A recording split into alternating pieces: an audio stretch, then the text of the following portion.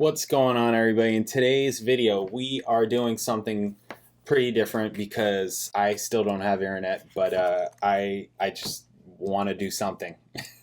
Something normal, something that I was doing previously just to get back into it. But what we're doing is I'm going to be reading from this magazine, Classic Rock. This is a Rush interview. This is from 2015. This is an interview with Alex and Getty. If you're new here, please subscribe, check out my videos, all kinds of videos, reaction videos, music videos, bass videos, all kinds of videos. Oh my god, reading videos. Wow. I don't even remember my spiel.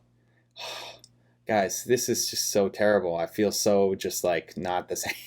I feel not the same. It's going to take me a minute. And it's going to take me getting the internet back in order for me to get back into the routine because I'm so out of it. Please subscribe, check out my videos. If you like the channel, if you want to support the channel more than ever, you can hit me direct. PayPal. In the description, I got PayPal, Venmo, mailing address, Amazon wish list. You can hit super thanks underneath this video. All kinds of ways. Thank you to everybody that watches, likes, comments, subscribes, does all of the above. Really, thank you guys. Amazing. Okay, so let me go off of this. So first of all, wham! Oh yeah, and this is this awesome magazine was sent to me by a wonderful subscriber to my mailing address. So thank you. Okay, on the eve of the U.S. tour, it's Alex LIFESON and Geddy Lee who speak to Classic Rock about the present, the past, and the future of Rush. This is way ahead. This is in 2015, so this is ahead of where I am in the discography. So there's lots of things that I don't know yet that are, that I'm just not there yet. So, and I haven't watched Beyond the Lighted Stage yet. That's going to be, I'm going to do that after I do the full discography. That's like going to be one of the first things that I do after I do the full discography. So, there's a bunch of history and things that's in here that I don't know yet. But you guys will know, and I think it'll be cool. Okay.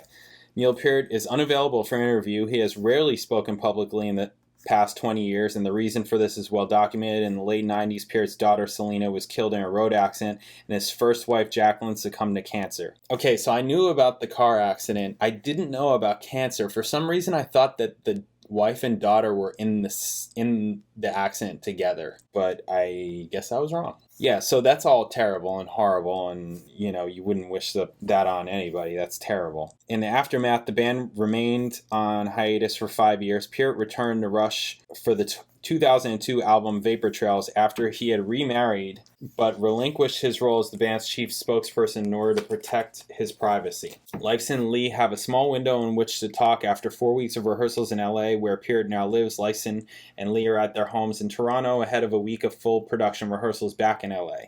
LIFESON speaks first, and for the most part he is in typical upbeat mood. He is a frank and funny interviewee. Speaking to Classic Rock in 2014, he revealed that he had used ecstasy during the 90s, and he is similarly candid when discussing the complex dynamic within Rush in 2015. He admits that in recent months he has considered leaving the band, but when he talks about his US tour, he's buzzing. The ticket sales went crazy right from the start. Some dates sold out in minutes, and it sent a message to us that something's going on. Okay, so here's the interview. Could this tour be the last for Rush? We'll see. Right now the tour is what it is. Whether we add more dates, I think it all boils down to Neil, really. It's a very athletic endeavor for him to go on tour. He's 62 years old. Physically, it's difficult, and it's the same for me. Your arthritis, how bad is it? Oh, he's got arthritis. I've had it for 10 years, and this is the first time I'm really feeling it in my hands and feet. That's the way it goes. But it's a lot harder for Neil. He's got tendonitis in his arm. To be honest, I don't know how he gets through playing the way he does, being in that sort of discomfort and pain, but he's a very stoic guy. He never complains. Yeah, that's terrible. And yeah, I mean, this is very demanding music, especially for Neil. Stuff that he was playing when he was younger and just having to continue to perform that at that level is definitely demanding. Super demanding. But there's more to it than that. Neil has said many times that his first priority is his family, his young daughter. That was the interviewee. This is Alex. I don't think that's something he even needs to talk about. I don't know if sometimes he says these things because he doesn't know how to come out and say it face to face to us, that he doesn't want to do it anymore, that he's tired of it, that he feels after 40 years that that's a pretty good run, and that he shouldn't have to feel bad about not wanting to do it anymore. He wants to spend more time at home and with his family. I get it. He's never been keen about touring. It's always a difficult thing for him. Really, even back in the days, he wasn't keen on touring? Is Neil unhappy about doing this tour? He was resistant to it until he started prepping and realized, hey, I can still play my drums pretty good. And then getting into rehearsals with us, there's that whole camaraderie that he really adores, so when he's back into the stream, he loves to swim. Do you have similarly conflicting feelings? The Clockwork Angels tour was pretty grueling, as they're all becoming more grueling as we're getting older, and then we had a year and a half off, having the time at home and disconnecting from being in a band, just being Al, hanging out with my grandkids, seeing my friends, all the things that people take for granted. It got me thinking, am I ready now to give it up? Can I be happy being away from it? And it really felt like I could be. Until we started to zero in on a tour, once the machine got rolling, I got swept up in it. Where does Geddy stand on this? Now more than ever, Geddy wants to play, whereas Neil probably would have quit years ago if he didn't feel that he owed something to us. That's very interesting. Why? Okay, so by 2015, Geddy still, his voice was starting to get shot, right? Or had it already started? That's what I'm saying. There are some things that I don't know that you guys are going to know. So what was it? Was it the R30 tour where his voice started getting weird? Right? Or was it after the R30 tour? I don't remember. You guys will know. Because, the people that have been watching my videos, especially before I started doing the discography, and I was just watching the live stuff, I comment all the time. I don't care, there's lots of people that are like, just, get off it, all that kind of thing. And I'm like, no, I can't. I hear it. I can't get off it. I'm not going to get off. If I hear his voice and it sounds like that, I'm not going to get off it because that matters to my ears. I hear it and I'm like, oh, that's a shame. I just do. I can't lie about it. I hear it. It's like Emperor has no clothes. It's like, it's right there. I can't help it. Anyways, what do you mean by that? I think Neil knows that we're not ready for the end, and he doesn't want to ruin that for us. Keep in mind, we're like brothers, and we went through a terrible period with him in his life and supported him, and he'll never forget that. I think he feels, as I would too, an obligation to us for having stood by him. So he's not willing to let that go. Maybe now he is, and I get it. It's not like, what a jerk, he doesn't want to do this anymore. I get it. Oh, yeah. All three of you seem very reluctant to have an official farewell tour. Why? Partly because it's a cheesy thing to do, but also it puts you behind the eight ball if you do decide that you've made a mistake and you want to go back on the road, which is everybody, all these bands do that. It's insane. Yeah, I mean, I agree. It's to do a farewell tour is as a consumer, you kind of you see it and you're like, okay, I better go. And then also I expect them to be back on the road in 3, 4, 5 years because what else are they doing? They're just they're still around and it just seems like that's what happens. And we don't feel like this is really a farewell. I'd love to make another record. It's such a fun experience to make a record. You feel confident there's another album in you? Yeah, I think there is. I'm sure if we start coming up with some stuff, Neil would be right in there. He'd love that. Going back to the very beginning, when you listen to the first Rush album, what do you hear? All right, this is interesting. I hear so much promise, so much excitement. I remember those sessions vividly. I hear Led Zeppelin in it, who we adored. Yeah, it's obvious, their first record like crazy. And I hear so much hope for the opportunity to do what we dreamt about doing for so many years.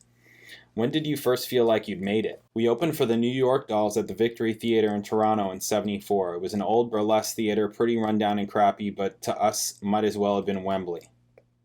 Rush and the New York Dolls seemed such a mismatch. It was. The crowd was excited to see the New York Dolls, not so much a local heavy metal band. It's interesting that they consider themselves heavy metal. I guess kind of. But it was exciting being around the Dolls. Watching them backstage, it was all what you would expect. They were all drunk before they got on stage. They had girls back there. It was a whole rock and roll scene. We were typically Canadian and shy and stayed out of their way. I do recall, though, after that gig, I was hitchhiking home with a friend of mine. I had my guitar with me. This couple picked me up and we were chatting, and they said they'd been to the Doll show at the Victory, and they said, yeah, they were great, but the opening act, God, they sucked. They were chuckling, and the guy's girlfriend turned back and saw the guitar and saw me, and her face just kind of froze. It was silent in the car, and I felt so crestfallen. I said, we'll get out at the next block, please. I got out of the car and I wanted to throw my guitar away. That was the first really bad review that we got. Jesus. Was Rush always a competitive band? Maybe in the early days when you were so full of piss and vinegar and so excited to play, you played with so many different bands on these 2 or 3 act shows. Quite often it was competitive. You wanted to blow the other guy off the stage and be that much better. I remember we played with Heart once. This was very early, maybe 75. It was at the Stanley Warner Theater in Pittsburgh. There was so much talk about Heart and the Wilson sisters. We were really looking forward to meeting them. We were backstage and Roger Fisher said to me, "We're going to blow you guys off the stage tonight. You just watch." And I thought, wow, what a weird thing to say, but I think I played that much harder that night. And Roger Fisher didn't win that battle. I guess in the long run, no. Jeez. Are there Rush albums that you look back at and are embarrassed by? Often people ask me about Caressive Steel, but I listened to it not long ago and I felt proud of that record. It sounds to me like a bunch of 22-year-olds trying to make a big statement, and Caressive Steel is such a great title. I agree with all that. This is the question. The interviewer. I thought so. Around 1980, I had Caressive Steel written on my school bag. People laughed at me. Alex. People laughed at us too. You were in good company. Are there particular songs you wish you never recorded? Tai Shan was a little corny. We wanted to do something different, but maybe we had too much of a pseudo-Asian flavor to it. Maybe I should listen to it again. I don't think I've listened to it since we've recorded it. A pseudo-Asian flavor like the borderline racist intro to A Passage to Bangkok? Well, A Passage to Bangkok had a bit more of a Middle Eastern Kashmir bent to it. Tai Shan was specifically about an experience that Neil had in China, whereas Bangkok talks about an experience we had all over the place. You mean smoking pot? That certainly influenced those early records, less so as the years went on, but it was never completely out of the picture. We always made sure the tour bus was well stocked with potato chips, cakes, and things. It sounds as if you were smoking a lot up to and including Hemispheres. Yes, right through to Hemispheres and a little bit beyond, maybe Clockwork Angels, which is the current time. Really? Oh, sure, but Geddy gave up all that a long time ago. He's one of those really militant non-smokers. He leads a very clean lifestyle, although he does love his wine. Unlike you, who got into ecstasy in the 90s, did you tell Geddy and Neil they should try it? I think Neil may have had 1 or 2 experiences with it, but I don't think he liked that particular feeling. What about cocaine? It's been so long now. There was a period in the late 70s and early 80s when we all sort of dabbled in that thing, but it's such an alienating drug. I remember every time I ever did it, I hated it. I loved it for the moment, then hated everything else about it. It wasn't good for conversation, friendship, anything.